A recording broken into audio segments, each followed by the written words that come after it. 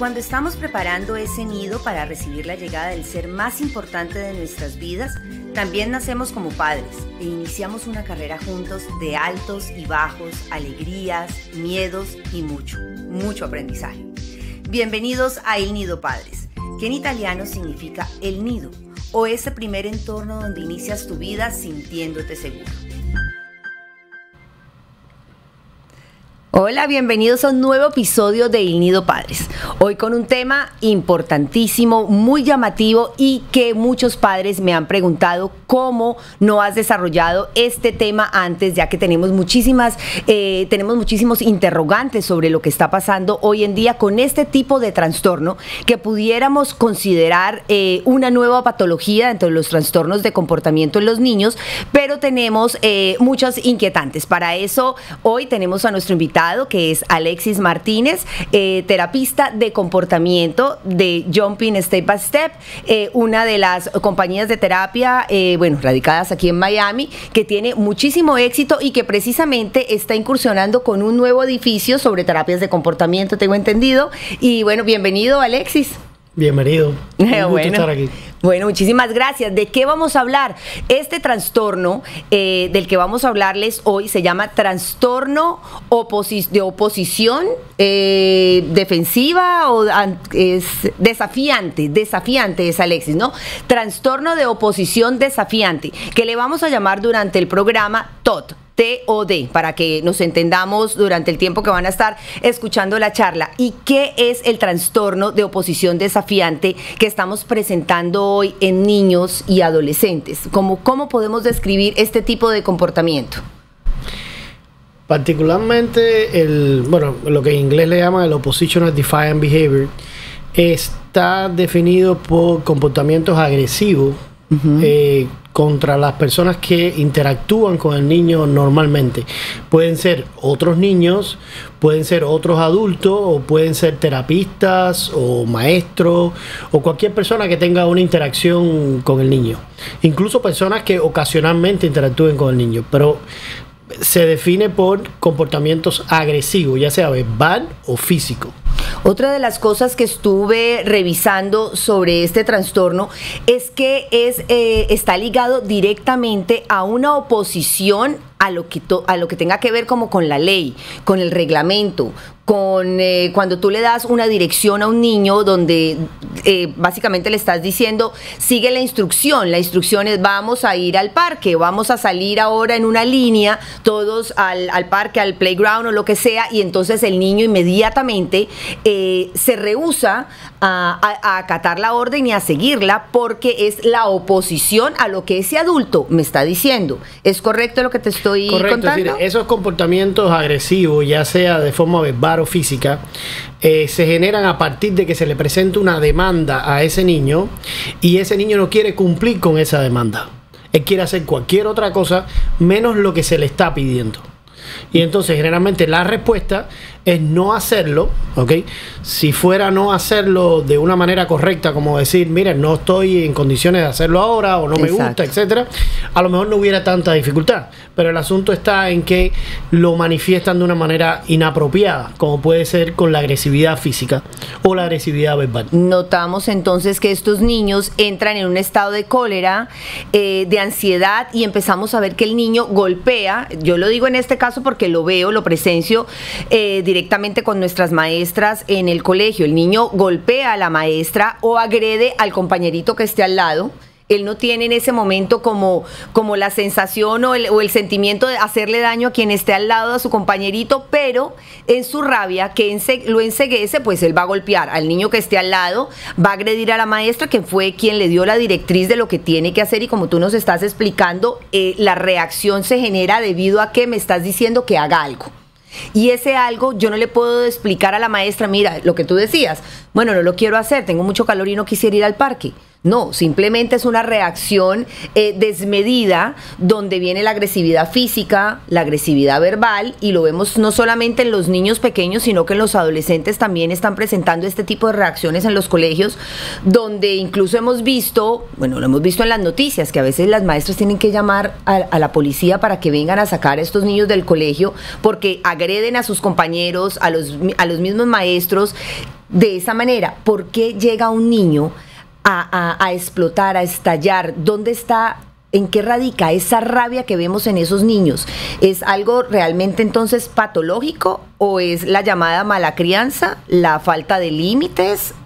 ¿A qué adjudicarías tú este tipo de reacciones explosivas? Lo más probable es que sea una mezcla de varios factores, y por supuesto todos esos factores lo vas a encontrar en dos áreas fundamentales: en la relación que ese niño ha tenido con los adultos, con los que se ha criado, con los que ha interactuado, y por supuesto hay un componente de la condición que tiene ese niño. Es decir, hay ciertas condiciones, ciertos diagnósticos que presenta el niño que por supuesto es más propenso a reaccionar de una manera determinada, pero al final el comportamiento siempre es aprendido, es decir, cómo las personas que han interactuado con él han modulado, lo han ayudado a sobrepasar esa limitación para que reaccione de una manera diferente. Pero generalmente en esa historia vas a encontrar diferentes factores que llevan a ese niño a actuar de esa manera.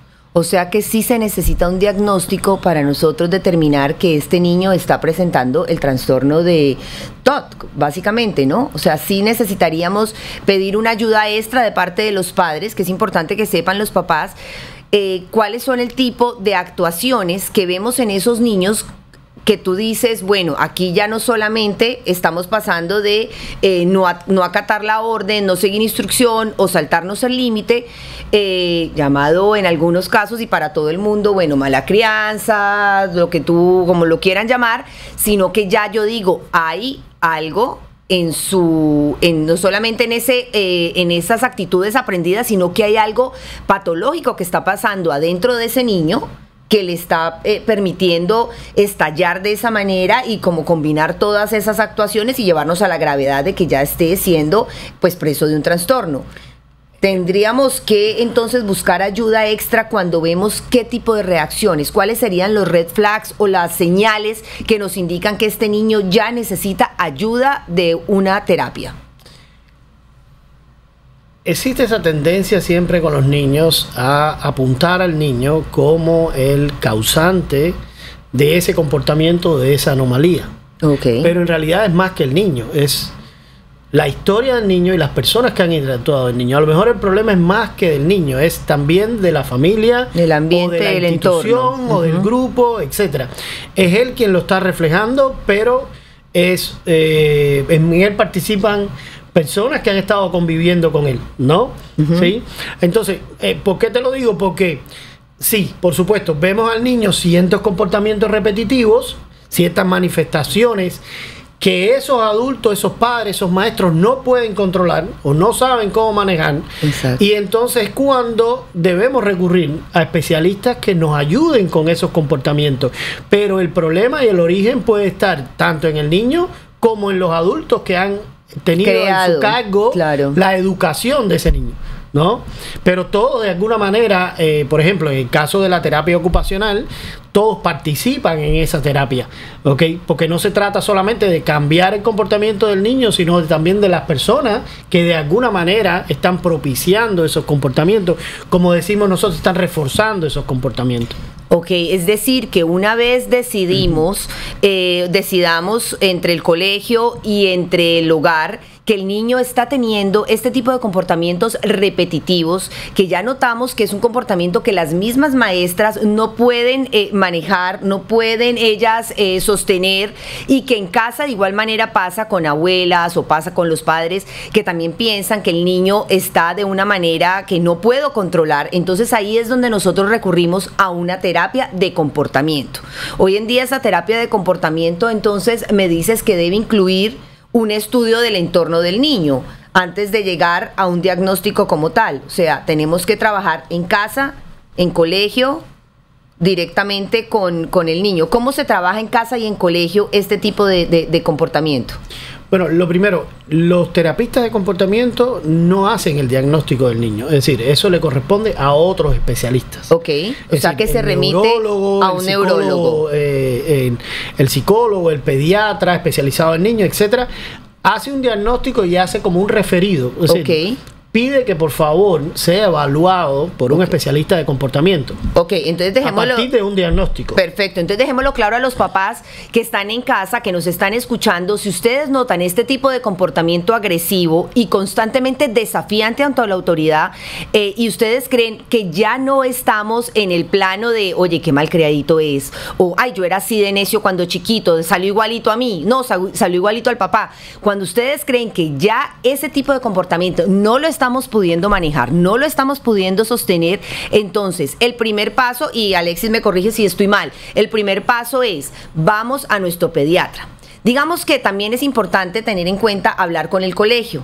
En el colegio está pasando lo mismo, en la casa está pasando lo mismo, preguntar los padres al colegio o el colegio preguntarle a los padres. En los dos entornos el niño se está moviendo de la misma manera, entonces ahí es donde el primer paso es visitemos al pediatra. Dependiendo de la edad que tenga el niño, el pediatra debe asumir que el niño está de pronto sobrepasado en algunos comportamientos o que no son idóneos para su edad o que no están pudiendo controlarse de una manera adecuada y nos refiere a un neurólogo o a un psicólogo que sería el que nos va a decir el niño necesita o una terapia ocupacional o directamente una terapia de comportamiento.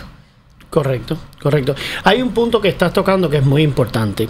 Hay una tendencia en algunos padres, no podemos decir que en todos, cuando empiezo a detectar ciertas dificultades en el niño, que no tienen por qué ser solamente de comportamiento, pueden ser físicas, pueden ser de lenguaje, pueden ser para manejar ciertas cosas con la motricidad fina, tienden a ignorarlo, ocultarlo, obviarlo, con esos comentarios como tú hacías ahorita de no, yo era igual y yo aprendí a hablar a los 7 años y mira ahora que bien hablo, ¿no? Exactamente. Entonces, yo creo que siempre que yo vea algo que es no lo que normalmente se ve en los niños, la palabra normal siempre tiene sus significados un poco a veces difíciles para entender. Pero cuando usted está viendo algo que no es lo normal en el niño, o comportamientos agresivos frecuentes, o que no logra socializar bien con otros niños, o que se interesa de manera repetitiva por un determinado juego y no atiende a otro, etcétera, etcétera, cualquier cosa que usted no vea bien,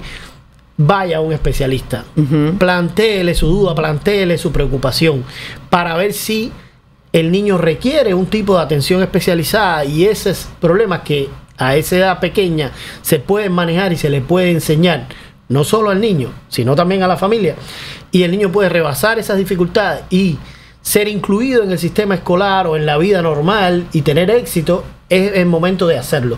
Entre más temprano usted lo haga, mucho mejor para ese niño y para la familia. La intervención temprana pues puede ahorrarnos muchísimo tiempo, donde el niño ya puede ser funcional desde los 3 años o antes de entrar al colegio, ya después de primer grado, obviamente, que es donde necesitamos que ya estén escribiendo, hablando correctamente, y entonces ahí es donde nosotros podemos ayudar a ese niño a tiempo y ganarnos ese tiempo que probablemente estaría siendo perdido, ¿no?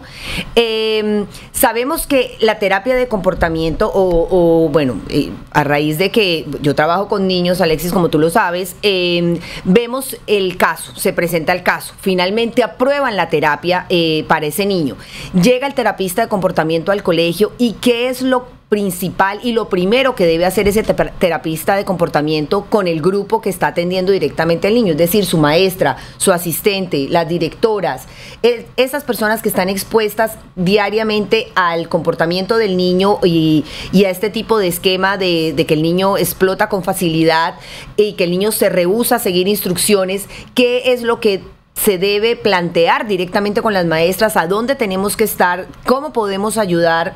¿Y qué es lo que nosotros debemos esperar de ustedes? Sí, lo primero es que generalmente no es un terapista de comportamiento, es decir, hay un equipo Ok, viene ¿sí? un equipo, ¿es correcto? Se habla de un equipo porque generalmente hay un terapista que trabaja directamente con el niño y hay como un supervisor que llamamos verifica. RBT, ¿no?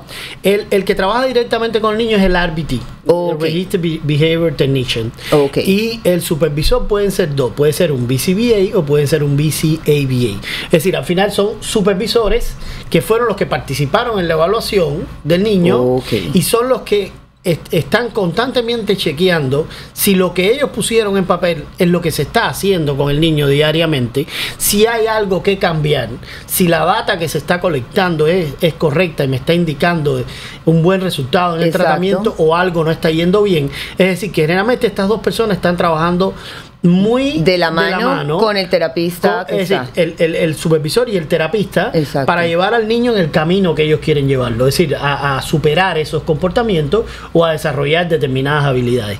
Cuando llegas a la escuela, por mencionar un environment, porque puede ser la escuela o puede ser la casa o puede ser otra institución donde el niño está recibiendo algún tipo de ayuda o participando en algún tipo de actividad, generalmente se colabora con esas personas. Es decir, porque es el especialista de comportamiento llega a una escuela, por ejemplo, que tiene tanto rigor y tanta estructura y tantos conocimientos, no va a decirle, mira, aquí con este niño hay que hacerlo así.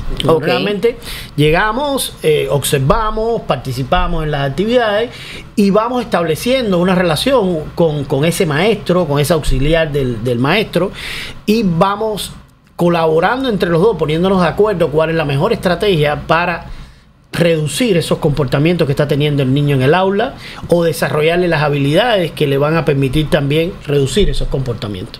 Entonces tratamos de colaborar de la misma manera que colaboramos con los especialistas de speech, con los especialistas de occupational therapy, con los physical therapy o entrenadores, por ejemplo, o instructores de arte, cualquier persona que esté interactuando con el niño. Dentro de ese tipo de intervención que pudiéramos considerar el redireccionamiento de esa actitud de mal comportamiento, llamémoslo así, o de no seguir la instrucción, ¿cómo debe trabajar? ¿Quién realmente acude en primera instancia? ¿El terapista? Si el niño entra, como decir, en una etapa de caos, donde no quiero seguir la instrucción, donde vemos que quiere golpear o agredir a alguien, donde verbalmente empezó a decirle cosas a los demás. Entonces, ¿quién debe intervenir inicialmente? ¿El terapista redireccionando ese comportamiento o la maestra en primera instancia y ustedes ayudando a la maestra? O sea, ¿cómo sería realmente ese orden de intervención? En dependencia del tipo de comportamiento. Es decir, cuando estás en la escuela, la autoridad sigue siendo la maestra. Ok. ¿Sí? Perfecto. Y si en algún elemento del tratamiento, vamos a suponer que no estamos de acuerdo con lo que está haciendo el aula, nosotros deberíamos respetar lo que está haciendo el aula y lo que está haciendo el maestro. ¿Por qué? Porque estamos en el contexto de la escuela pública. ¿Y nosotros podemos reunirnos con el maestro y explicarle, creemos que es mejor de esta manera, o esto es lo que nos ha dado resultados. Ok, perfecto. Pero siempre tiene que haber una relación de respeto y de profesionalismo para que esa relación sea fructífera, para que podamos colaborar. Entonces, a veces eso es un poquito difícil, ¿sí? A veces es un poquito complicado, pero ahí los especialistas de comportamiento deben conducirse de una manera ética, respetar la posición y rol que tienen las escuelas y tratar de ayudar y colaborar para que eso se haga de manera diferente. Si en caso de que hay un procedimiento que no está dando resultado en el aula y deberíamos modificarlo. Nosotros tratamos de establecer una relación con los maestros de colaboración, de respeto, de valoración, para que después sea más fácil para nosotros poder hacer las intervenciones. Los maestros pueden acceder a ese tipo de data que ustedes están sacando, o sea, es decir, a esas observaciones que están haciendo de los niños, de dónde hemos mejorado, trabajan de la mano con el maestro, ellos también teniendo acceso a esa información, o sea, es decir, revisan toda esa información entre los tres. En estos momentos las escuelas, cuando tú le solicitas la colaboración, nosotros somos un provider externo, ¿sí? Exacto. Y cuando nosotros le solicitamos a la escuela participar es decir, implementar nuestros programas de tratamiento dentro del aula, una de las cosas que nos piden comúnmente es el plan de tratamiento. Exacto, ¿sí? correcto. Que debemos de alguna manera presentar al especialista de la escuela y a la maestra. ¿Sí? Muy bien. Entonces nosotros comunicamos a la maestra cuáles son las dificultades que vimos con este niño y qué es lo que nosotros estamos haciendo. Entonces estamos en constante comunicación con ellos para ir encontrando la mejor opción para ayudar a ese niño. Perfecto.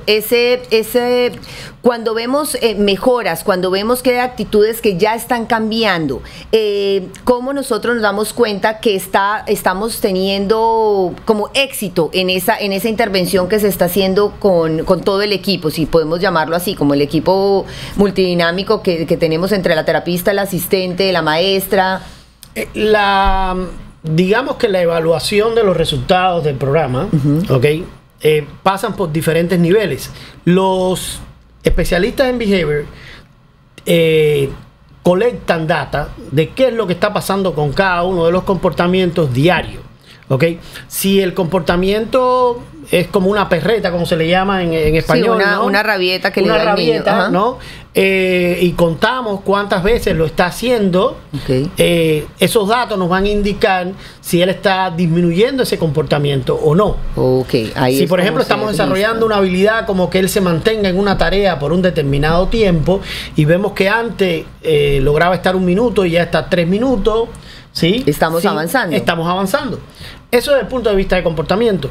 Ya otros especialistas o otros adultos que están en relación no llevan por ese conteo, por decirlo de alguna manera, o esa estadística. Y ahí nosotros nos basamos más bien en cómo ellos están observando, cómo ellos están percibiendo los resultados, el desempeño del niño, ¿no?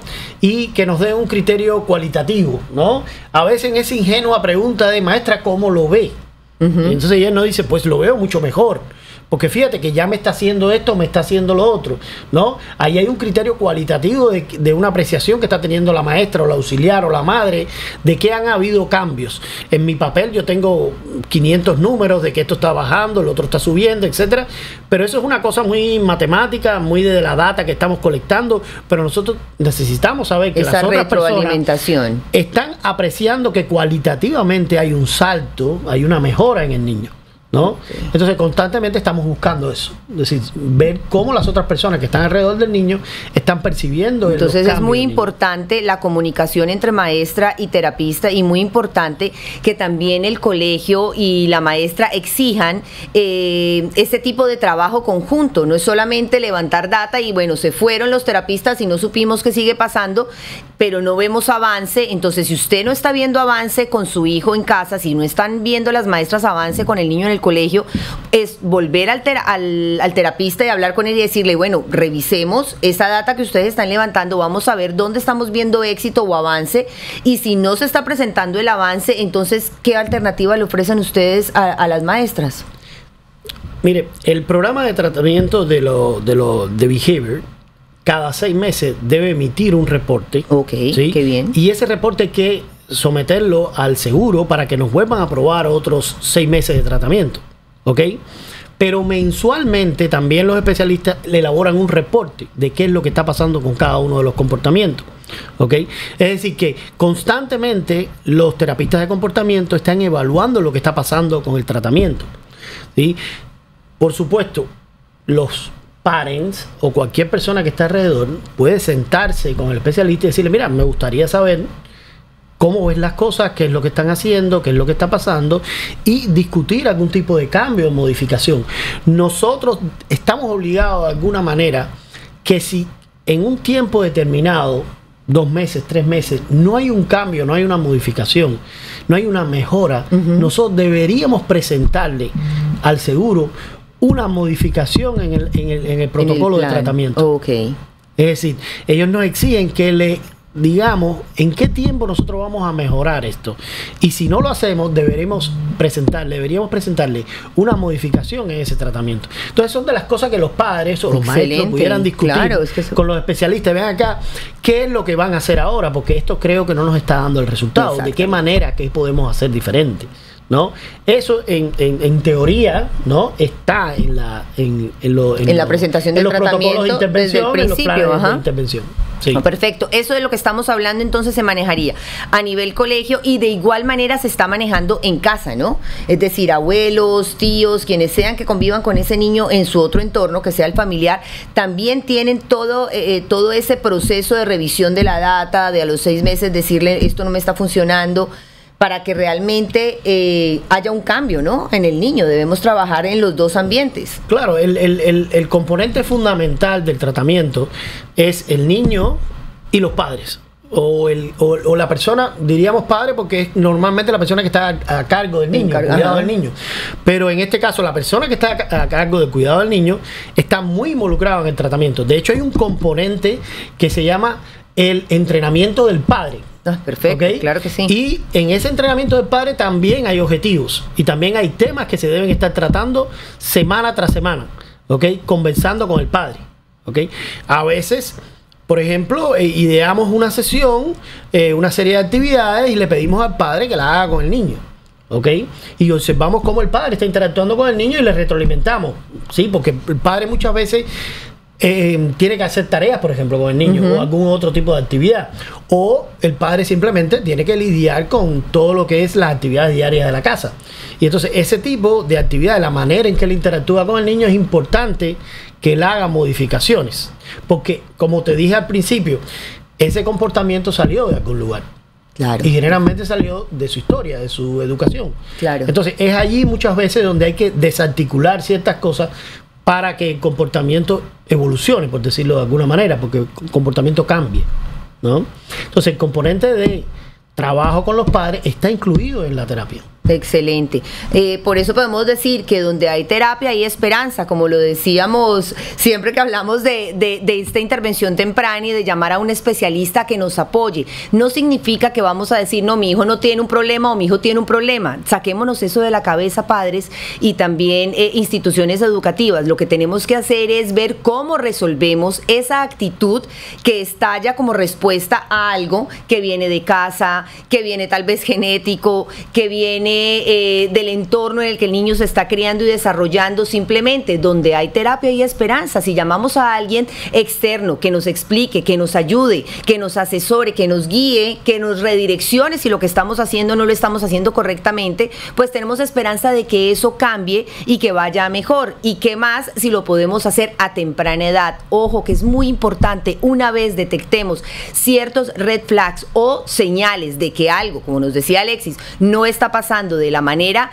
adecuada, normal, de como yo recuerdo cuando era chiquito, que pasaba esto, puede decir un papá, yo en qué edad hablé, yo en qué edad hice tal situación, a mí en qué edad se me cayó los dientes, porque es importante que a veces pensemos cuando nosotros hicimos las cosas y hagamos esa comparación. Y si no, buscar un libro, ¿dónde debe estar mi hijo entre los 6 y los 8 meses? ¿Dónde debe estar mi hijo en el periodo de desarrollo entre el año y los 3 años? Bueno, no estamos ahí, vamos a buscar al especialista, quien es que realmente nos puede dar ese apoyo.